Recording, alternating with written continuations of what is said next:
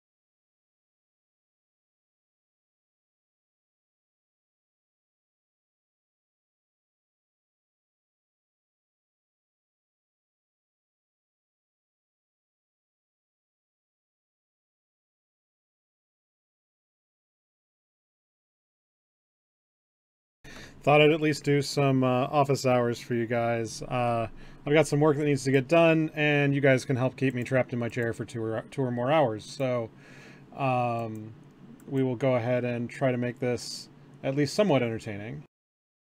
Shouldn't be on mute. That should be working.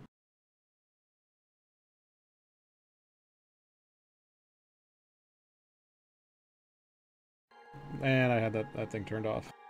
We should be good now.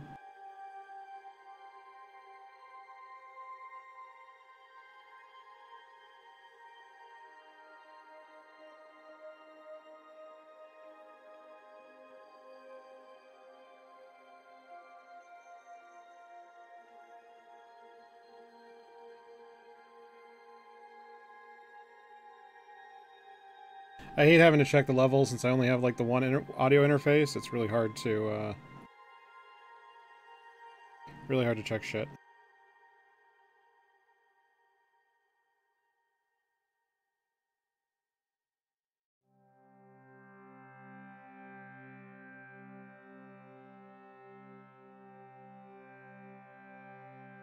So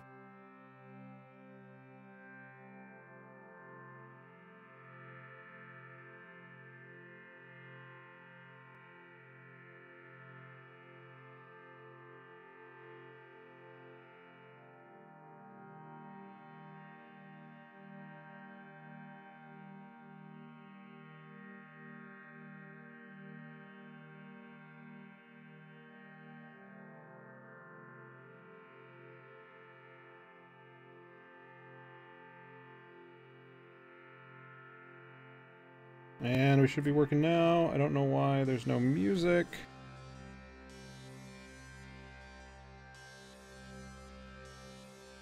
Should be music.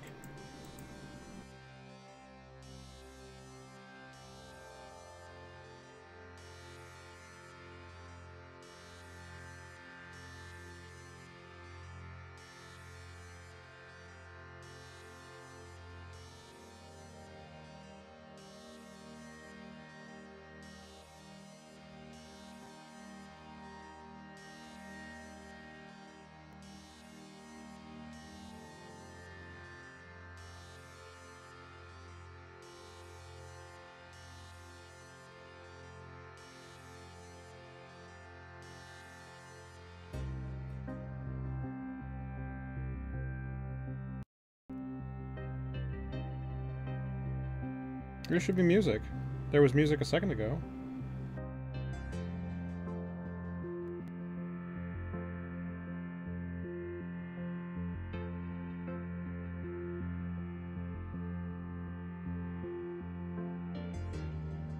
Oh, just my system was too quiet. Okay, no, that's good. We're good. Thanks, chat.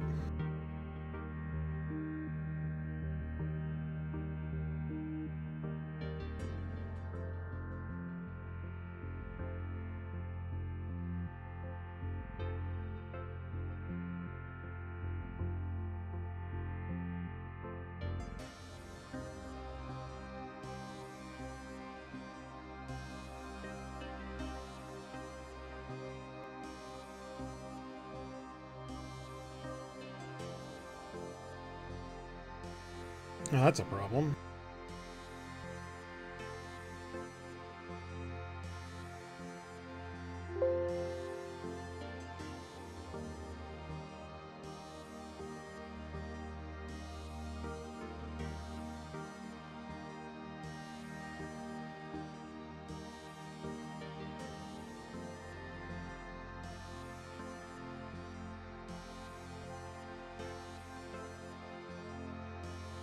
I really wish I could stream what I'm actually listening to, because Baby Driver is fucking excellent. What on God's green earth is going on?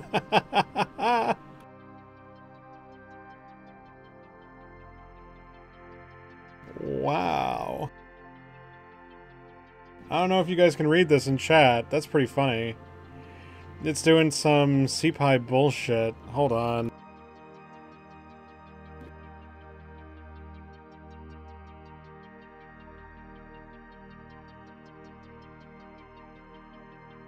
You are supposed to have pandas already, right? Yeah, you have pandas.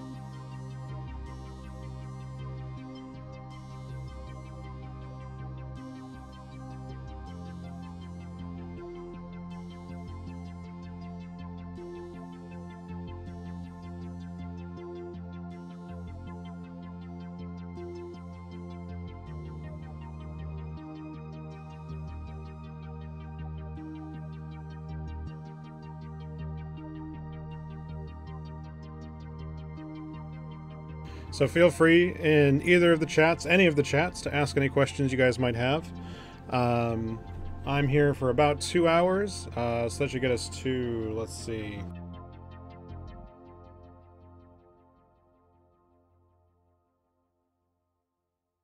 Should be, oh, I don't know. What's game time right now?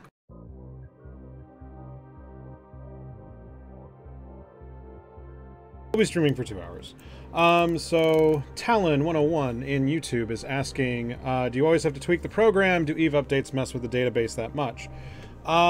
So if you code it right, it's not that big a problem. It's just that knowing how to do it right isn't inherently obvious. So give me 2 seconds while I press some buttons.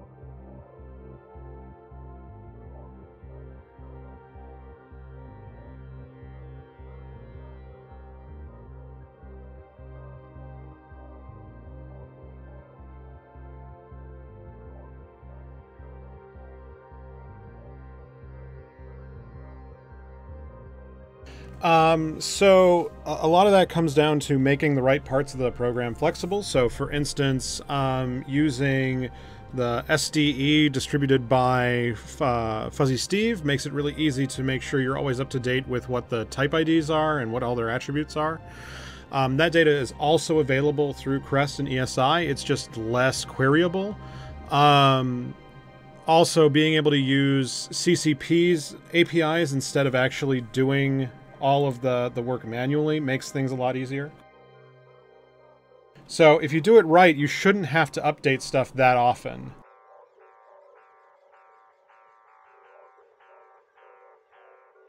The things that really screw us are things like the Plex split that really screw stuff.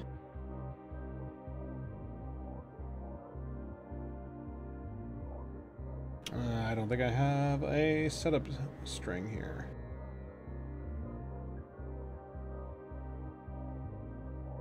Because the Plex split required us to do a bunch of work in the meantime to sort of paper over the bullshit. Excuse me 1 second while I press that button.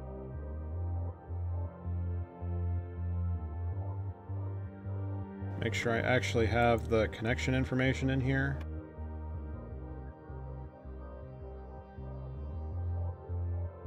I do not.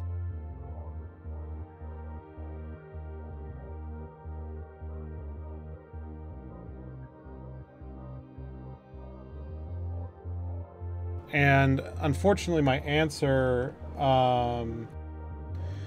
for making that easy in the long term, like the thing I had to do for the Plex split, I ended up doing a lot of manual work to be able to do it in flight, rather than if I had a backing database, that would have been a lot easier to just update the database.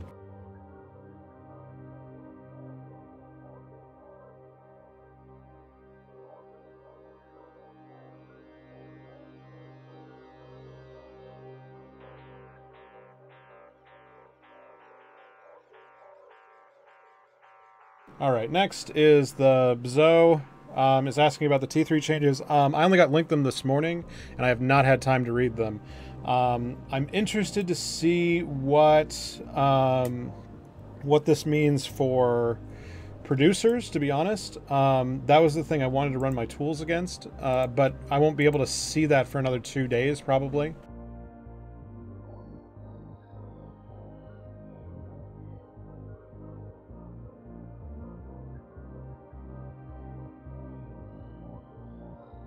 The other thing is that nerfing the material requirements the way they're doing it means that guys who stockpiled still get a payout, which I think is a little unfair.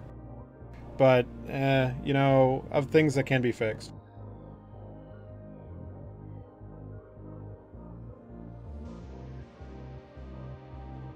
All right, right. I was putting database credentials into a thing.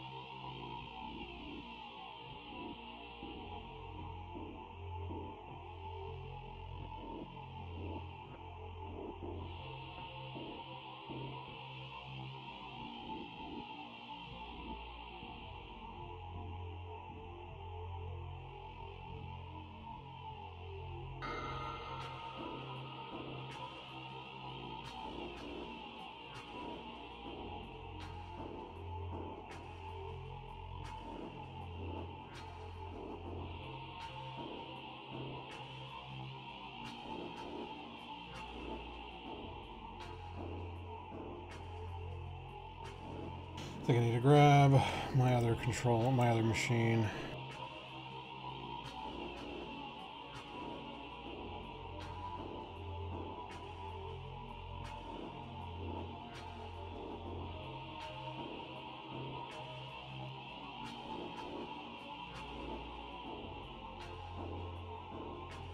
Be right back.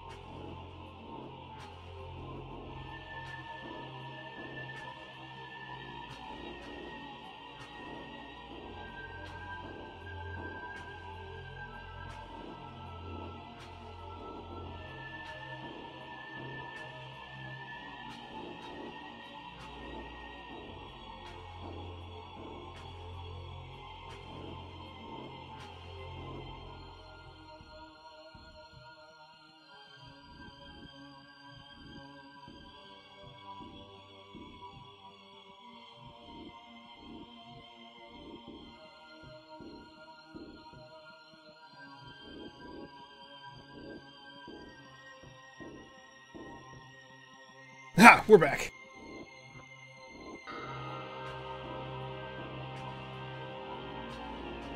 So, Black Mahoney, I don't do roleplay particularly here. We are a code and econ show, mainly.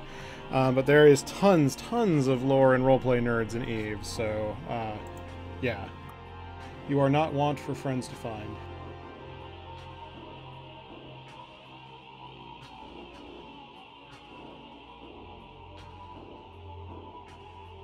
I'm having a case of it worked on my other machine. Why isn't it working on this machine? Oh, I forgot the question. I have to put the question mark in? Oh, that's stupid.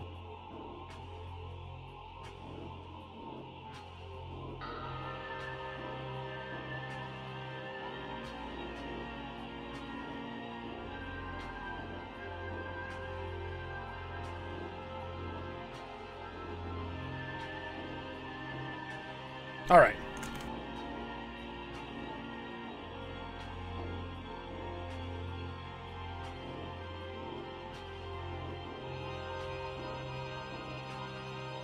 Now we can go back to actually showing the code. Button. There we go. Can't delete the databases that are designed to be deleted. Okay.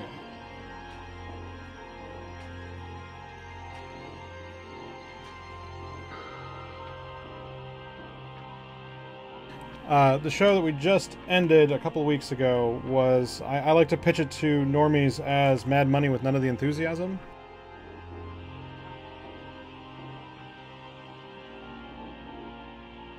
And so we're working on a big upgrade here to get onto a new database structure so we can get all the data and you guys can hopefully help contribute for Plex and make it so that a lot of the database stuff is sort of just sanded away. I'm trying to square away a lot of the database stuff because that is the number one thing that I know blows out people's enthusiasm. Enthusiasm for working on the project is like, well, I'd love to help, but like, I don't know if I'm smart enough. And well, to be honest, you don't have to be that smart, but I understand how it can be intimidating.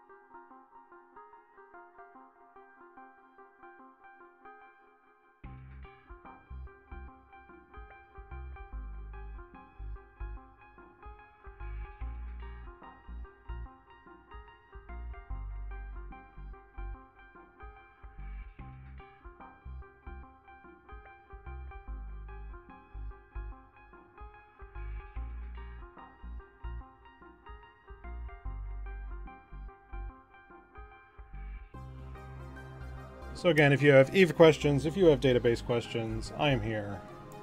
I have answers. I have some answers. If you like Python questions, we can talk about a lot of Python.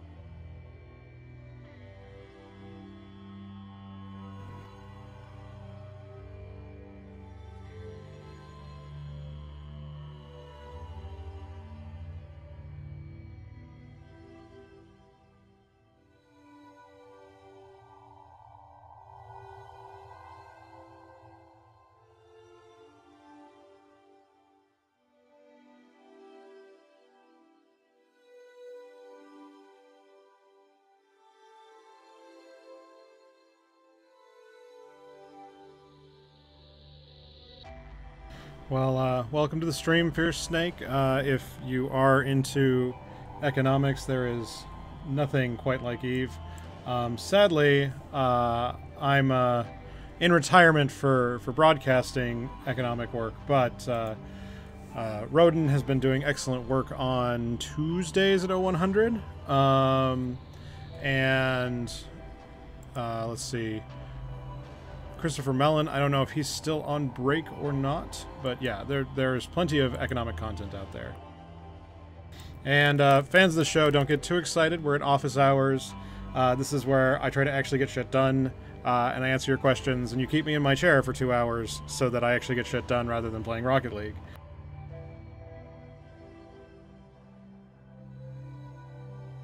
It's like having an open office in your own house.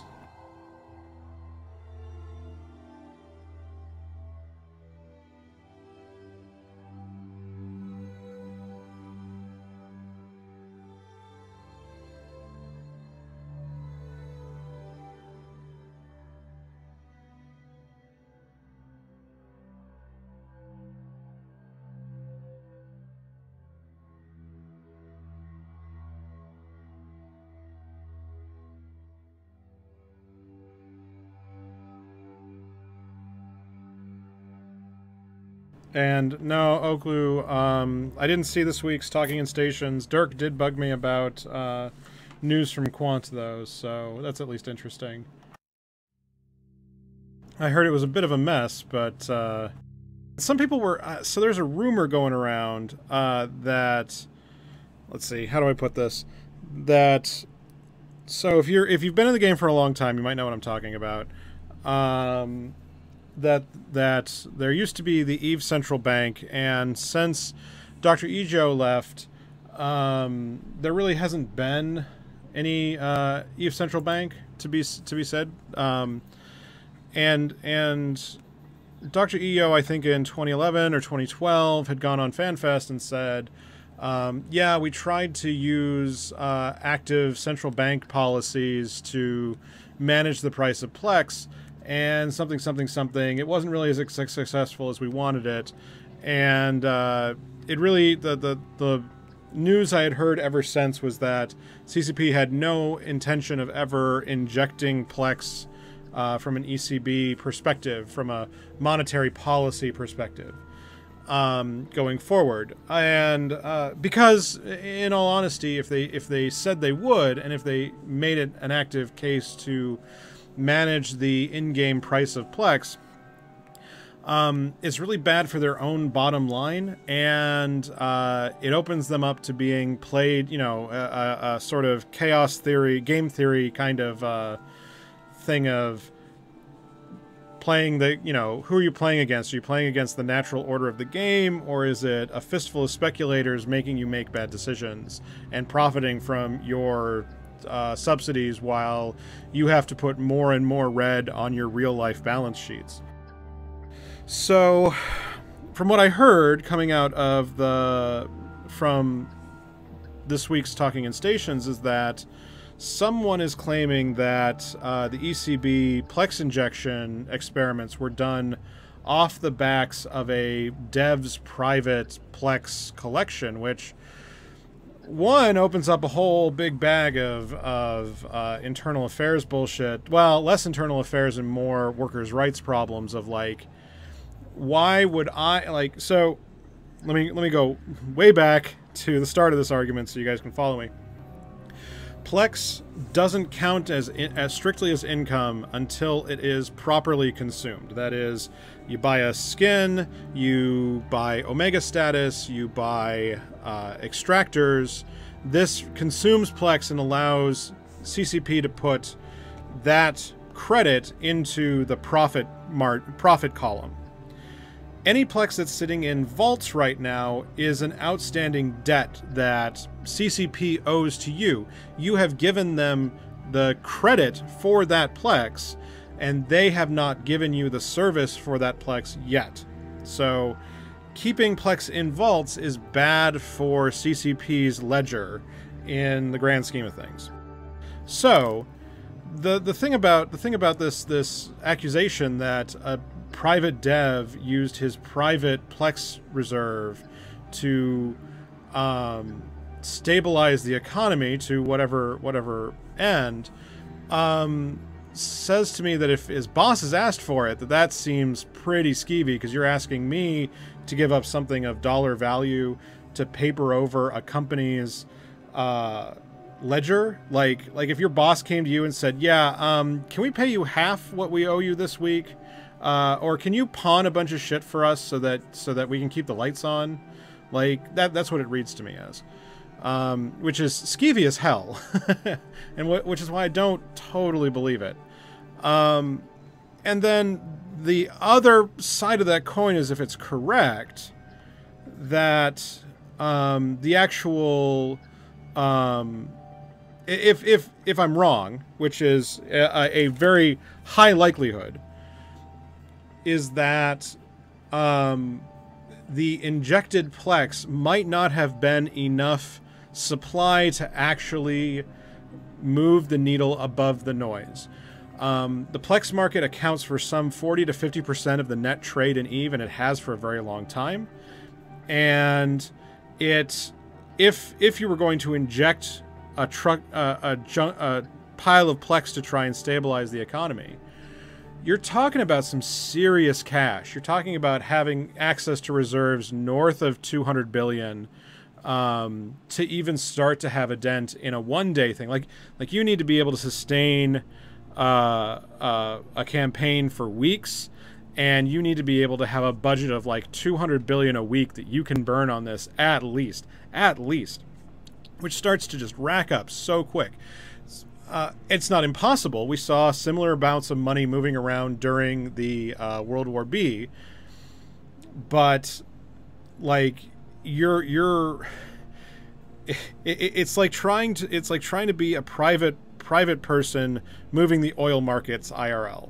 Like, there are so many players and there is so much in the system in motion, and trying to get enough of your hand around enough of the market to actually cause leverage is just, it's not impossible. It's why we have OPEC. It's why we have where each of the major oil producing countries are all sort of in a meta game against each other. But it's really heavy lifting to be, it's extraordinarily, it's Herculean heavy lifting to try and make it happen. So I am intrigued by the idea that, especially since ECB has been back in the news again, now that Plex has been spiking again, it intrigues me from a perspective that perhaps Dr. EO wasn't completely correct in his evaluation of the efficacy of Plex manipulation, that central bank policy may have been too conservative if if they wanted to make a case for actually stepping in and doing things.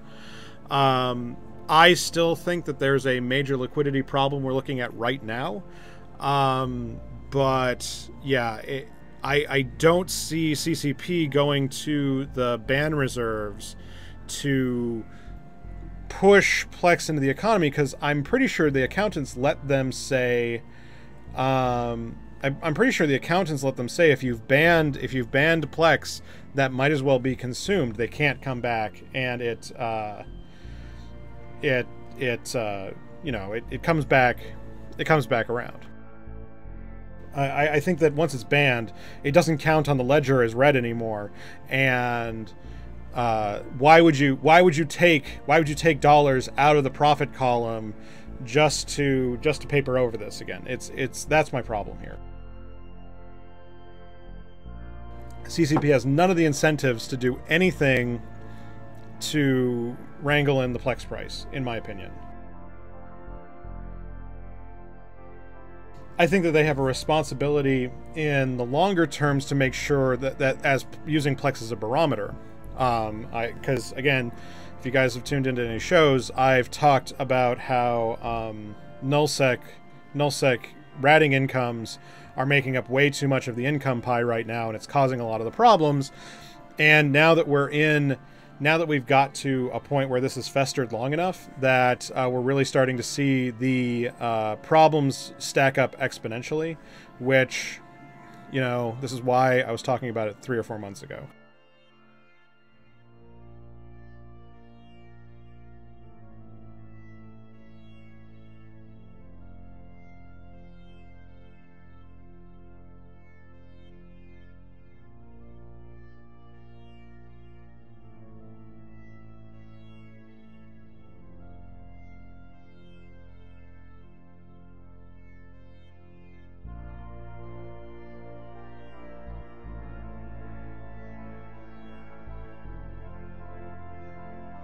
I mean, the thing I wanted to see is there are 2 pieces I want to see in the puzzle, and one of them is to knock down the nullsec ratting income by a significant margin, like 20% or more. I'm not against adding more liquidity into the game in general. I'm just against the fact that it's all pooled in the hands of a fistful of people. I would like to be able to add more liquidity in general, because a lot of this money is like the massive ticks, the people who are causing the problems are a very small subset, and the rest of the player base is feeling unjustly punished by the operation. And so I'd like to be able to get people more dollars in more accounts. I just want to stop having it stack in the accounts of people like super owners, because if you have a super, I don't really give a shit about how you feel anymore. Like you are 1% and you have more liquidity than you know what you're doing with, and like. We have a lot of other players that need to go find their place, especially when you talk about alphas and a lot of the younger players in the sub 1 year sort of range. It's really hard to keep enthusiastic when you're sitting there grinding and grinding and grinding and you're not getting anything for it. So that's sort of my pain with the high Plex price, is that you go and you stare it down and you're like, wow, man, I'm spending 10 days of my account grinding for cash to keep up Omega status, and I only play 15 days out of the month. Man, what am I doing with my life? That's kind of the problem I want to avoid.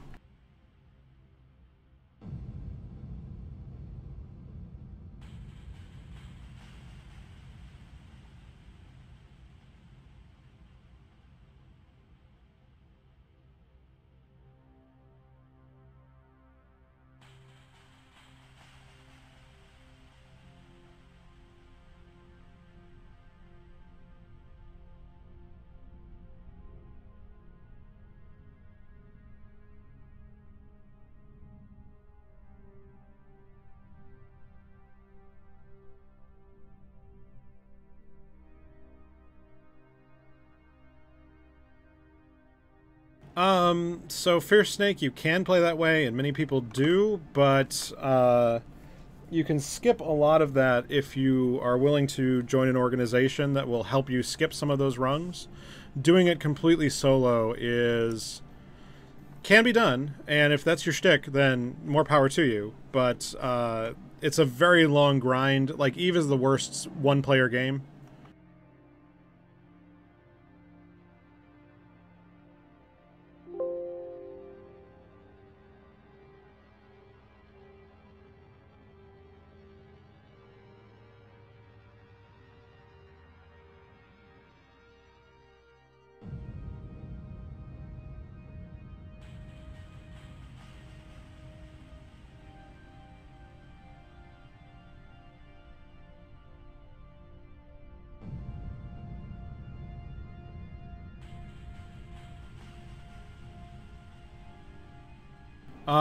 So Kirito, I appreciate your enthusiasm. If you have a little bit of patience, The thing I'm working on the screen right now is part of my puzzle to allow people to contribute and work with the code a lot easier. I'm trying to make it so that the database layer is a lot easier to deal with, and be able to run through that stuff. So if you're willing to wait, let's say until August 1st, at this rate, then stay tuned. Get on the Discord, and we'll talk at longer length. If not, I do encourage you to go check out the ESI, all of the ESI resources, because building tools is the easiest it's ever been, and there are a lot of great resources for getting started. Also, communities like EveTech on Reddit are a great place to ask some questions if you're particularly stuck.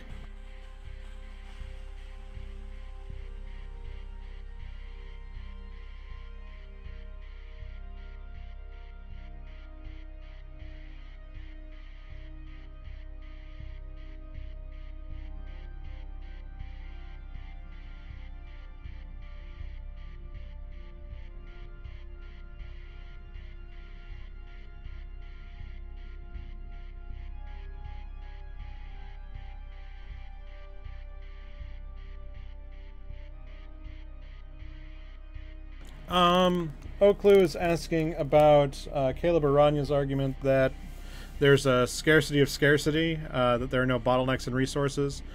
I agree with him somewhat. I come at it from an hours perspective rather than a supply perspective, because I'm more than happy to talk about capping the amount you can actually get per character per active account hour, and still having more, 2 or 3 or 4 times more supply than could ever be mined. But I think that right now the system is still a little too generous, especially when you look at minerals. I'd like to see a little more work for people who are mining very high-end ores, to not just have it be rote. When they rebalance moons, I think we're going to be in a similar problem, but the glut of supply from that, I think, is going to open up a lot more tactical doors, so I'm kind of willing to make that trade. Because to get to the levels that Caleb may talk about, you talk about a lot of extra downtime for players between when they get in and when they want to start playing, and how much fishing time they're spending to get into whatever their profession is. And I don't think that that's well spent time. So I don't know. I'm a little of two minds on this one.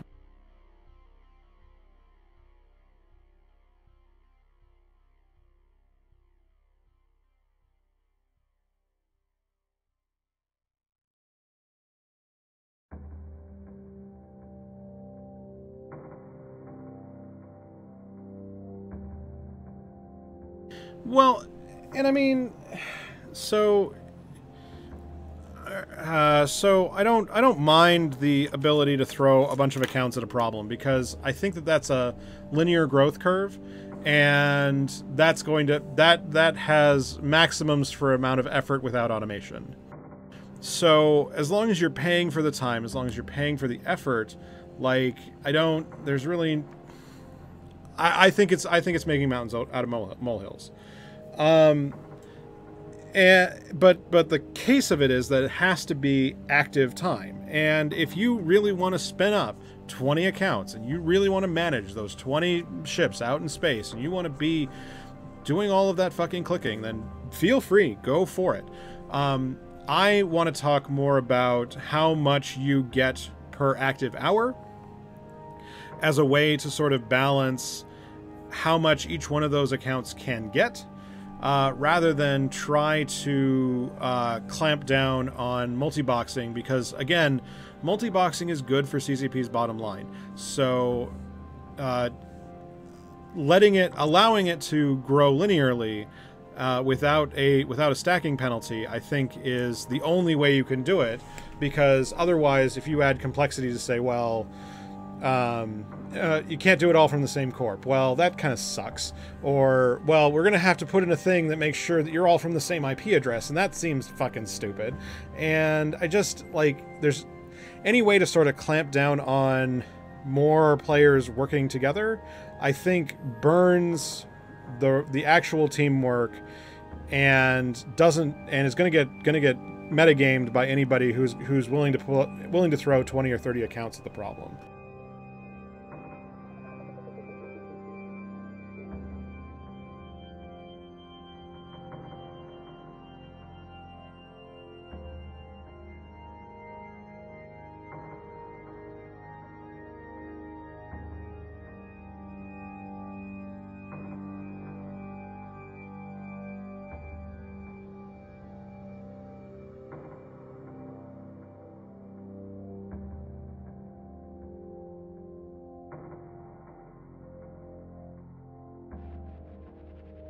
Well, and I'd like to see depletion. I think depletion is a valid answer to some of this. So, because I'd like to be able to see spots go dead and then push people towards each other, instead of just having this like block buffer, block renter, block renter, block renter sort of circle that we have going on right now.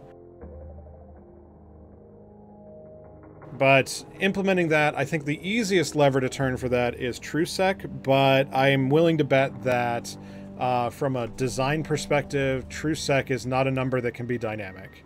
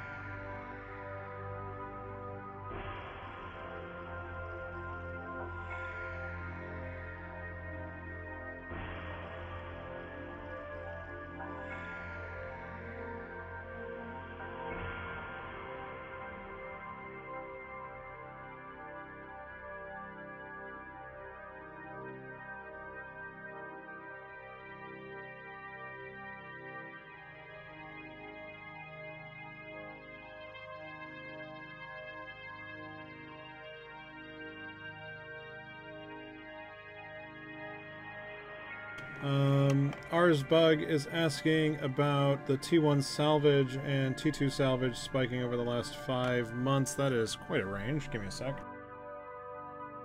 I have not kept my eye on it, so you gotta give me a moment.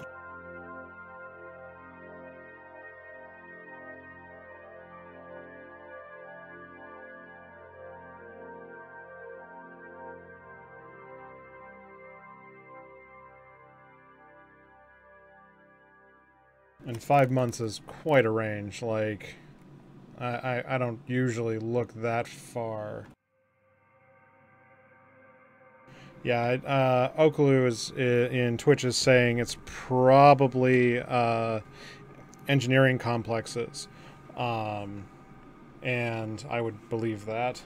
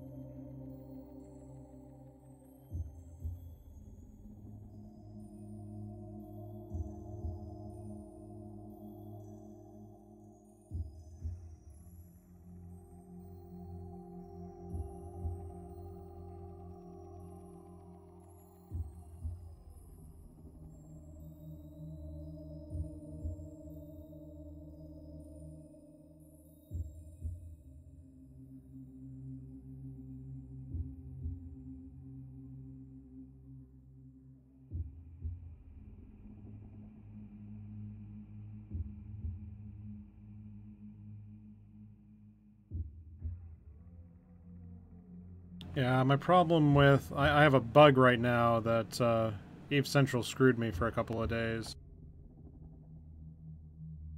We seem to be tapering down and supplies are rising, so I should go in and fix those.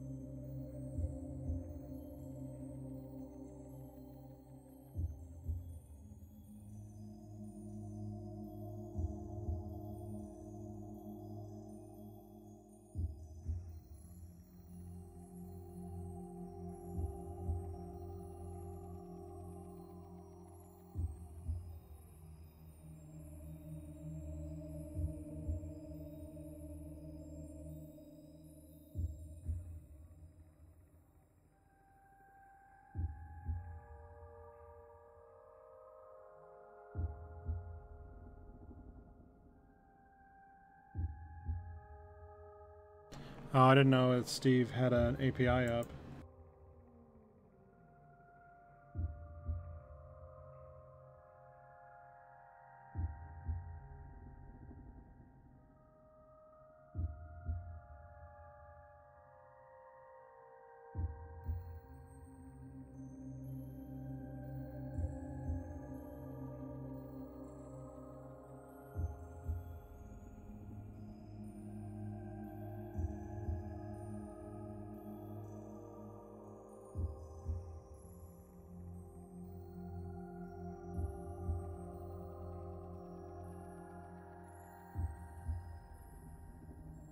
I mean, he's just... I might not be looking at the right one.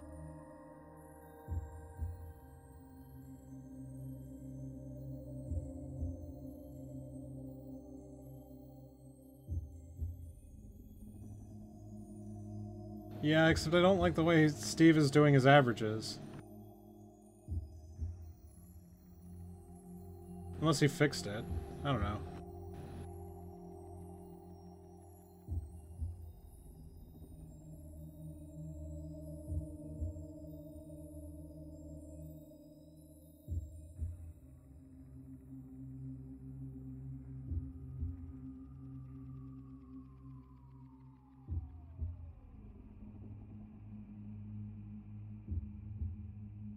Once I'm hoping to go put together a cron that'll just pull ESI once I get the database thing figured out.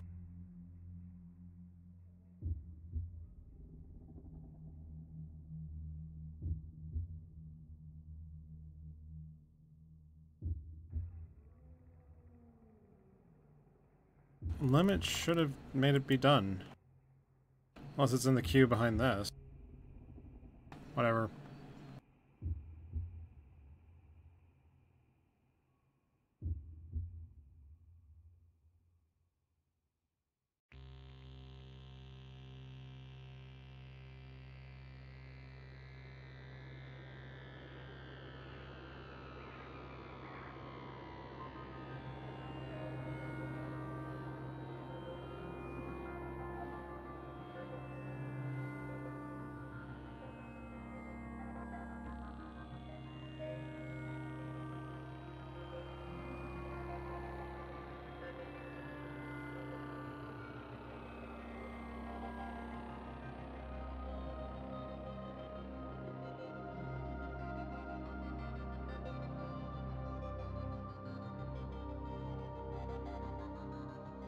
Again, it's not that it's hard to do. I just I need to get the database framework up first, and then putting an app together is like that. It's easy.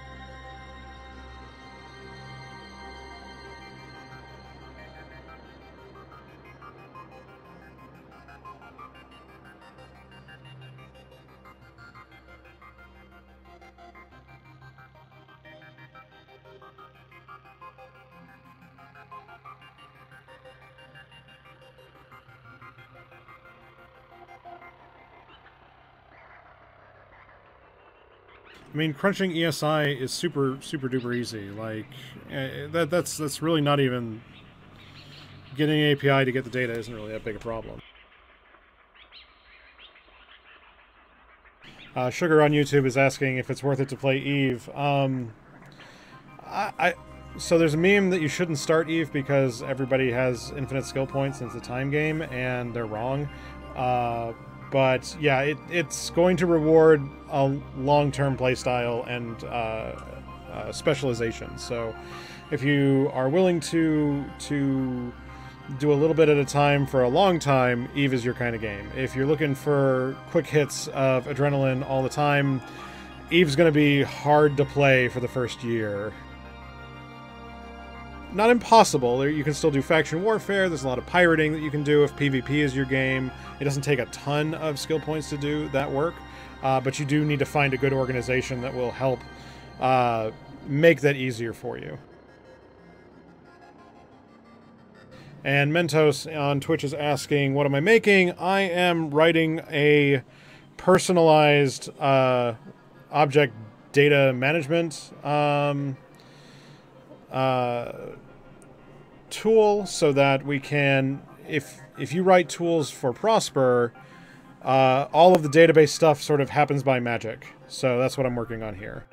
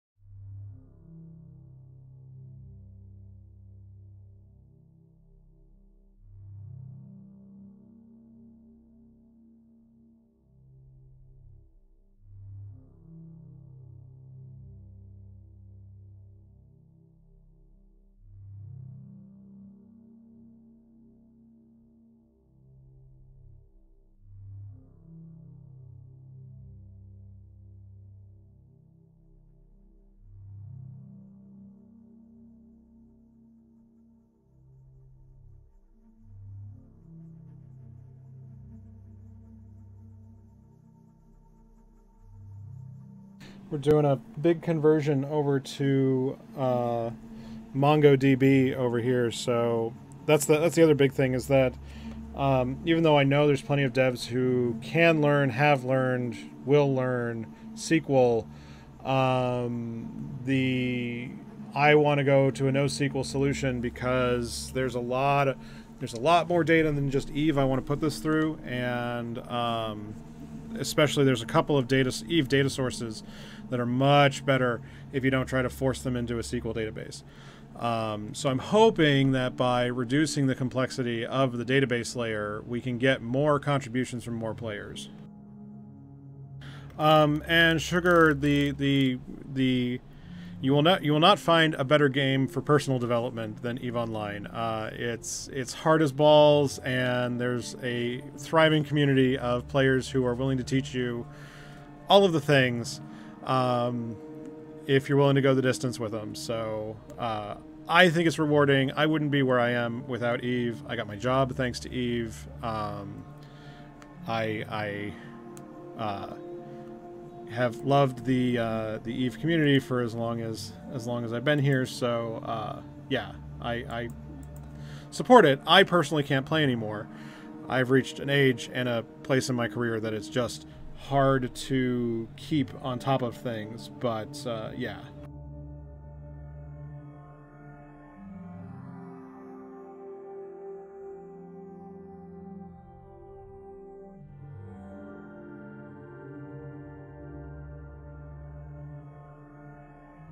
I guess I've got 30 minutes left, and then it'll have to be lunchtime.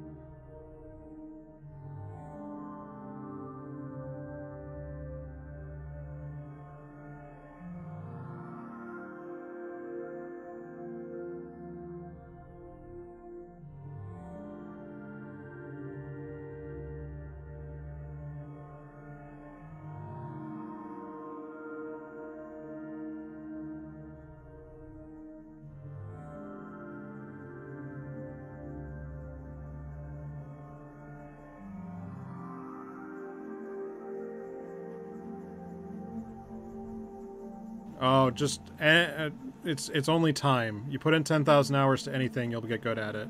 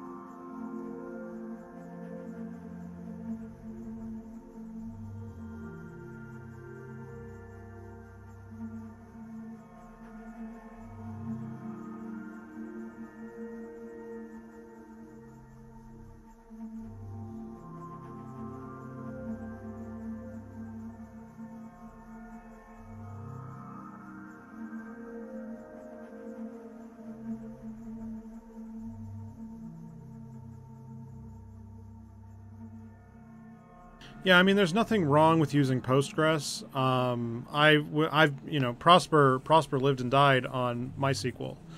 And as long as your data is always going to be table shaped, that's fine. It's just that the big problem I ran into is that there are a lot of enthusiastic newbies who follow the show, right? A lot of people who see the tools, see that it's not that hard, and want to do the work. The problem is that, like, they'll come off of their first Codecademy course. They'll be like, "Locke, I want to help," and I'll say, "Okay, well, you know how to scrape a website, right?" And you're like, "Yeah, okay, I figured that out." And okay, so here's the ESI documents, and here's requests, and here's a cookie cutter for our thing. And then we have to talk about database schemas, and the life leaves their face as they're like, "I am not at all prepared for this idea." And like, it blows out the enthusiasm, and they sort of just fade out. And if your project is under a certain size threshold, then this isn't so much a problem. Like, you can just sort of tough through it. You know, you got to learn SQL to be able to use the SDE. So yeah, okay, I can do that, and then I can do this, and I can do all this stuff, and it becomes, you know, one or two dudes working on a thing. And, you know, you can put however many man hours into it as you want to, and it's fine. You get sort of a linear growth curve, but you end up getting capped on complexity, because schema design is not trivial, and it requires, and if you do it wrong, it's really expensive to fix. And it's not well documented how to do good schema design. Like, everyone's kind of got this art to it, and it fucking sucks. So, and I hate putting new devs through that, because, like, it's what makes all of this dev fleet work look hard. And it doesn't have to be hard. I don't think any of this is hard, because each of it is little pieces all stitched together, right? It's, oh, well, we'll get data from this data source, and we'll put it in this database, and then we'll take it out of the database, and we'll do something with it, and then we'll plot graphs or something. And, you know, each one of those units isn't too much to put your head around, but once you put the whole pipeline together, you're like, oh man, this is like super turbo genius stuff. And I don't think it has to be.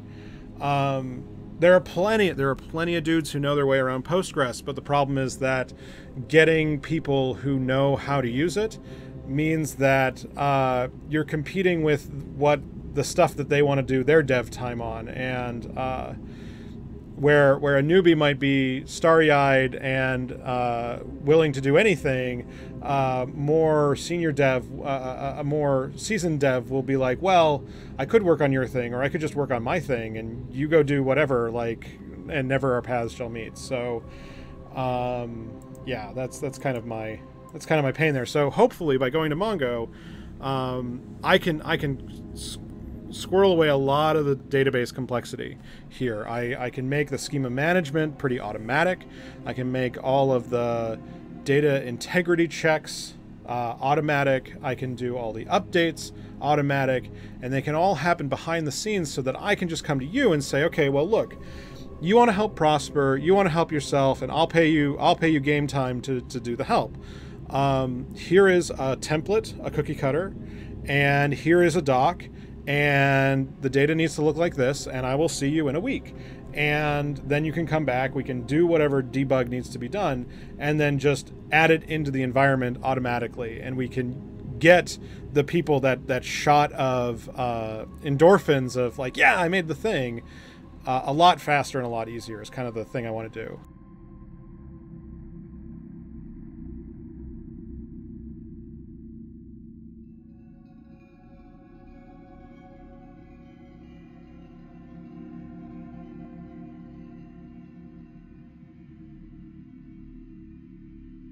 And Sugar, it's like a journey of 1,000 miles starts with a single step. Just go do it.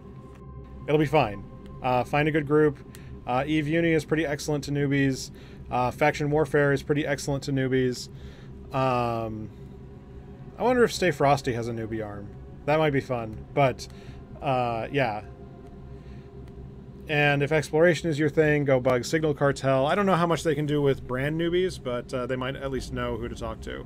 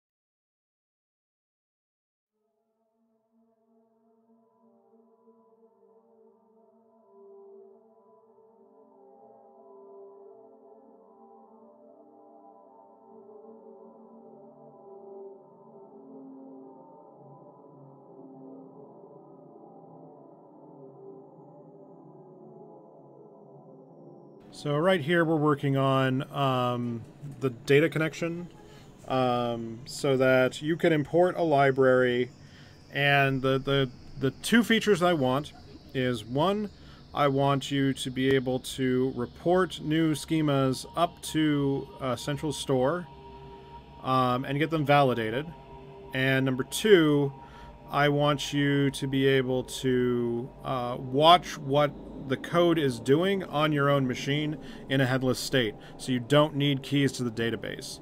You don't need to stand up your own Mongo instance, because Mongo is a total pain in the dick to get stood up on your own machine. So we're using Tiny Mongo so that you can see the database in a flat file.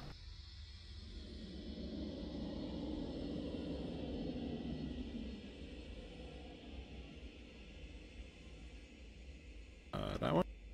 So then, as you write things, you can see the database, and it should look a little bit like this.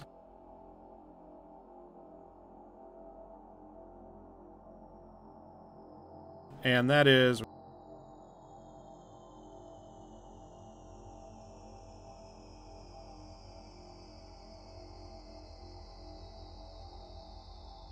And I'm also doing it so that we can have intermediate storage up on something a little more managed.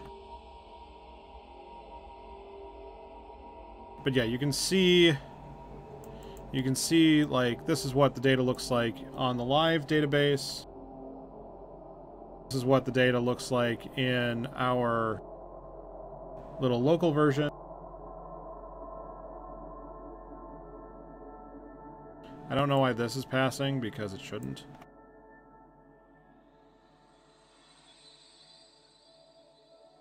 I wonder why the float's all broke. And am I not on the right connector?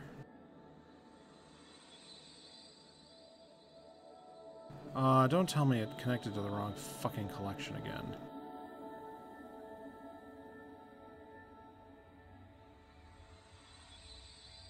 Secondary... Fuck you and your secondary node. I swear it moves what's the primary node every fucking time.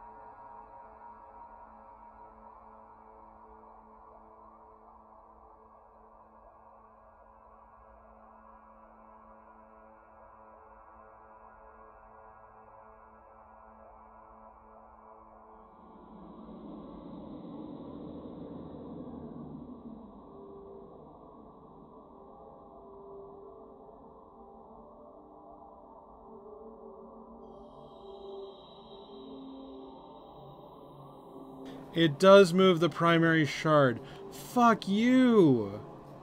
Oh, fuck you, Atlas! Oh, that pisses me off.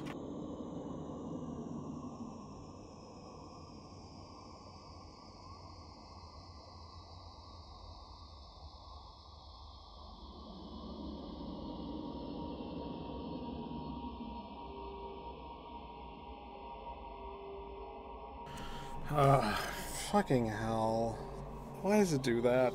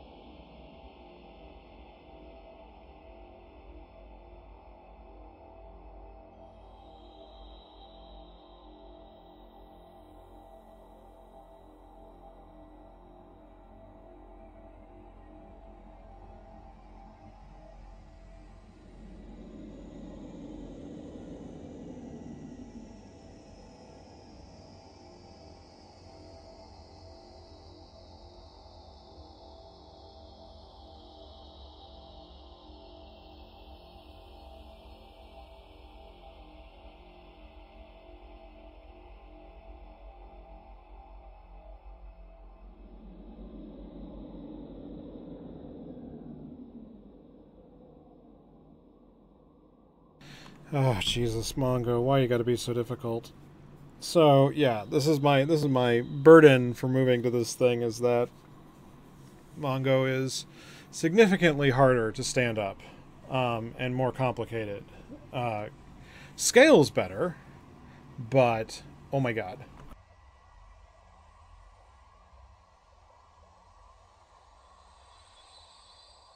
But like I'm staring down the barrel of why the heck can't I edit this thing, and then it says this. Oh, uh, it elects a new primary. I can't just say who's primary. Oh my god, fuck you, Mongo.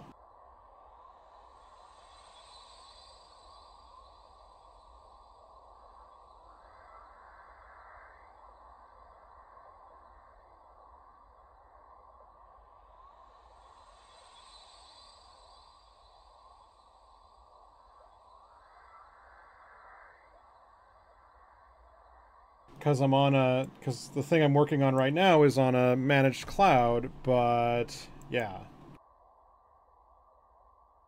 So the machines will live and die on some AWS instance, and when they die, it elects a new primary, and I can't just have a single fucking shard. Oh my god, you're a dick.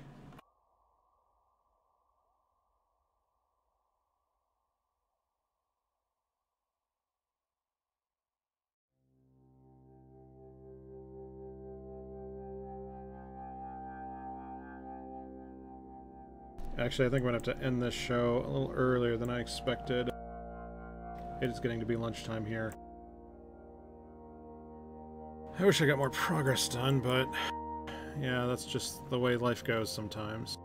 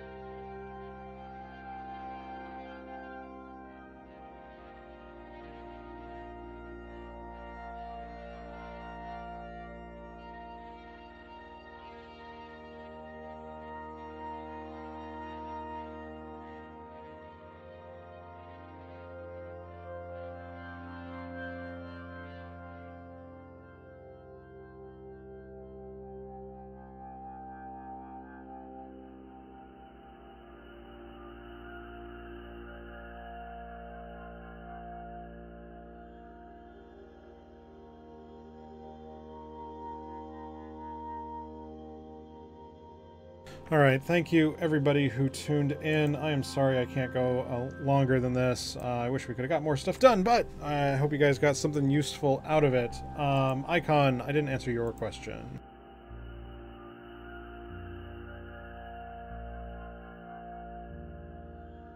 So I had a salvage question.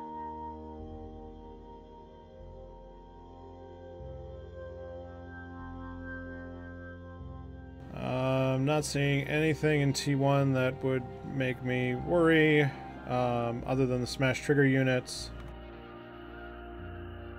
And this looks more like stuff that's going on in the the engineering complexes markets.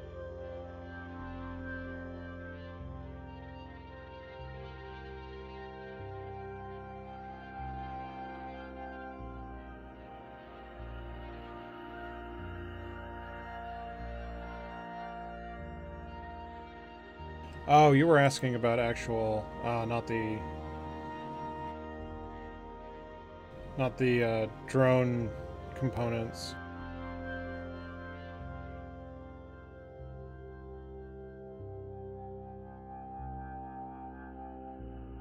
Yeah, I don't know what's driving that. I would think probably supers. If anything was going to drive that, it's got to be fucking supers. Oh, and the Ishtar's coming back in force, remember?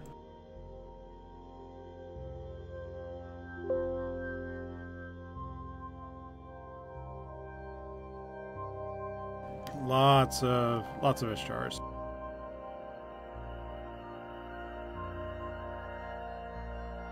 The reason I'm using Mongo is that it's schemaless and it will let us rev data dynamically without having to do database updates. So I will put a soft schema, I'm building a soft schema thing, or I'm going to take something out of Ming, and this will let us control and tag all of the data that's in the database going forward.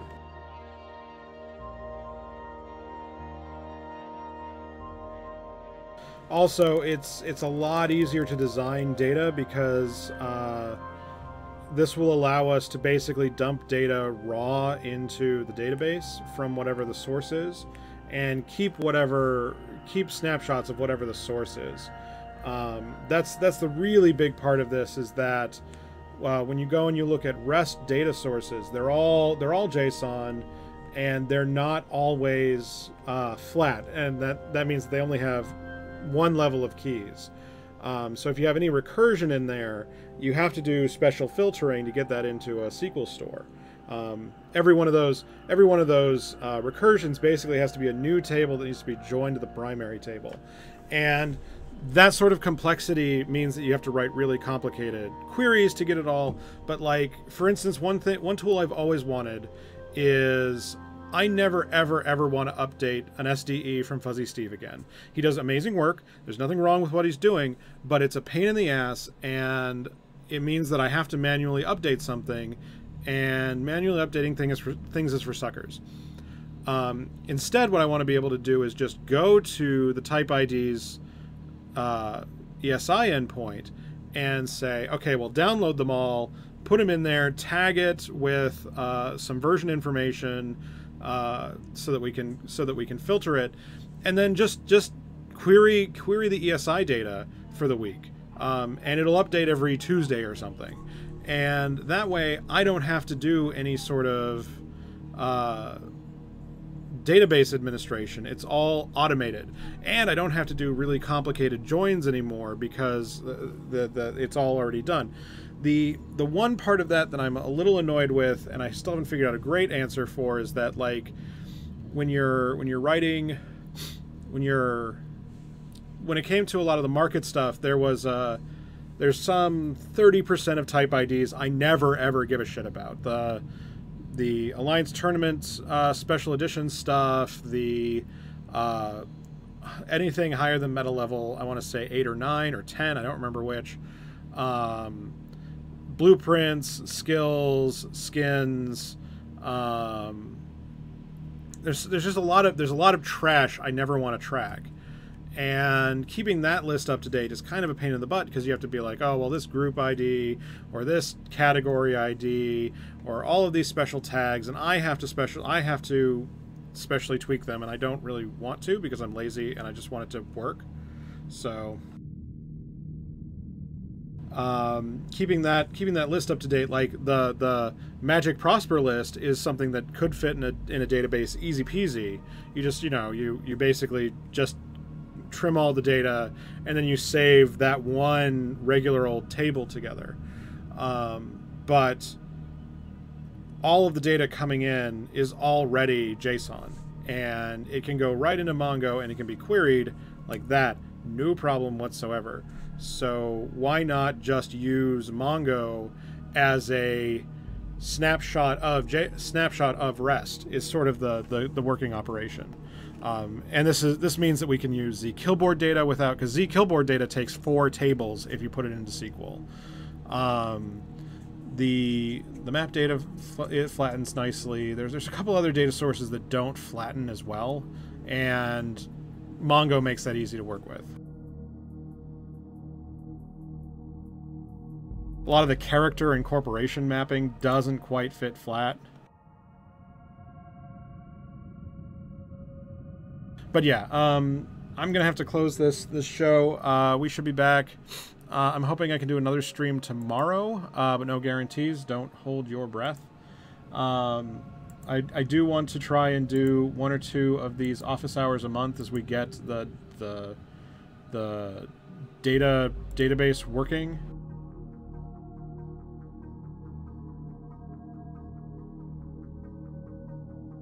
Yeah, and before you go jumping on the Mongo train with me, do realize that you are trading. So MySQL I really like because it has Workbench, and Workbench is incredible, and it's great for lazy people like me who don't actually want to learn how to write console commands for databases.